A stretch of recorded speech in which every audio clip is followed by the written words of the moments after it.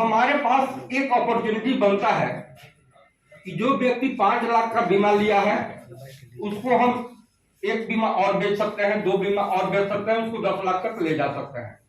जो एक बीमा लाया है उसको 1 लाख का जिनके पास है उनको 9 लाख और हम बीमा दे सकते हैं। यह हमारा दायित्व है। हम बीमा बेच नहीं सकते हैं।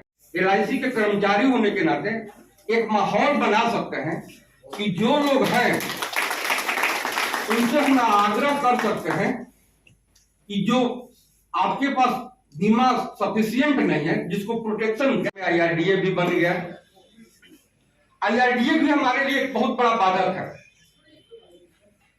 क्यों बाधक है? IRDA का कहना है, आप जानते हैं कि अभी 23-24 सिर्फ कंपनियां हैं, लेकिन उसका कहना है कि भारतवर्ष जैसे देश में कम से कम 2000 कंपनियां होनी चाहिए। आप समझते हैं कि हम 14 लाख एजेंट LIC द्वारा बनाया गया है, नियुक्त किया जाता है, ABM सेल्स बनाया जाता है, BM सेल्स बनाए जाते हैं, मैनेजर सेल्स बनाए जाते हैं, ताकि फील्ड फोर्स का विकास हो सके। तो जिस व्यक्ति को हम इतना खर्च करके तैयार कर रहे हैं, उसी एजेंट को यह कहा जा रहा है कि अब आप एक कंपनी सिर्फ LIC का बीमा न बेचिए, बल्कि आप सारे कंपनियों का बीमा बेचिए। आज जो आप लोग का प्रोग्राम हो रहा है, क्या कुछ कहना चाहिएगा? अपना परिचय देते हुए थोड़ा सा बताइए। मैं विशाल सरन, महामंत्री insurance employ association Patna division 2। ये हम लोग का 12वां सम्मेलन आज जो पटना शहर के लिए ये दिल्ली में होने जा रहा है।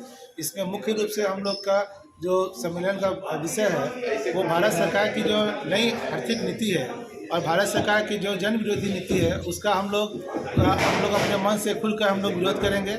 और हमारा जो भारत सरकार जिस तरह से बेरोजगारी के अवसर को बढ़ाते जा रहा है, रोजगार के अवसर को कम करते जा रहा है, महंगाई बेलगाम हो गई है और जो नए रोजगार के अवसर भी हम लोग को नहीं मिल पा रहे हैं, उसका हम लोग अपने सम्मेलन में विरोध करेंगे।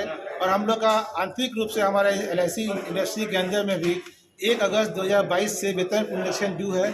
उस मांग को लेकर के हम लोग आगामी 10 तारीख को 1 घंटे का भोजनावकाश के पहले हड़ताल करने जा रहे हैं हम लोग। और इसमें हम लोग जितने भी ट्रेड यूनियन हमारे इंडस्ट्री के अंदर में है उनका जॉइंट फोरम निर्माण कर करके हम लोग सबको मिल करके भारत सरकार की नीतियों का और LIC के अंदर में LIC की नीतियों का विरोध करेंगे। अब ये केंद्र सरकार जो है वो मजदूरों के प्रति इसका जो नकारात्मक रवैया है, तो हम लोग केंद्र सरकार को अपने इस सम्मेलन के माध्यम से आगाह करना चाह रहे हैं। और दूसरा चीज़ है, आप सभी जानते हैं कि OPS जो है ओल्ड पेंशन स्कीम हटा दिया गया था, तो उसका हम लोग पुनर्बहाली का मांग कर रहे हैं।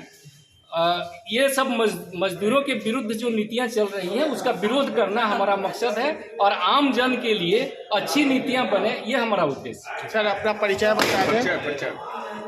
हम IAPD 2 के संयुक्त सचिव हुए प्रेमनाथ उपाध्याय। Thank you.